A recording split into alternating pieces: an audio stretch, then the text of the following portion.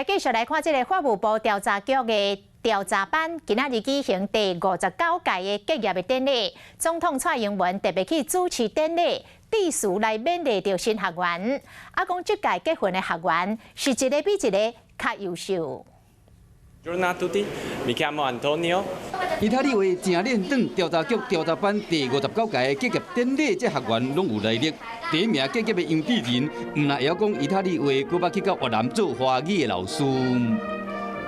化学读到大学3年级的时候，我有去做专题研究。那后来做专题研究之后，发现自己比起在实验室工作，还是比较喜欢跟人相处的工作。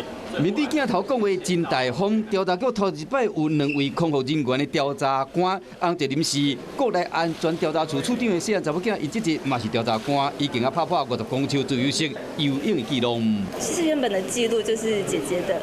对，那我当初进来受训的时候，姐姐就有鼓励我说，可以尝试过看。对，小时候的梦想是当侦探，对，然后也很想要为我们国家做一点事情。总是会让这个调查局实现理想，大家心情拢真好。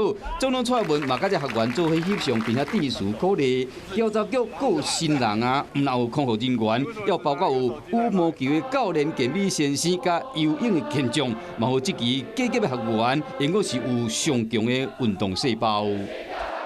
嗨，我是庄宇杰。想要看到更多的新闻内容吗？赶快订阅华视新闻的 YouTube 频道，并且开启小铃铛，跟着宇杰一起看新闻吧。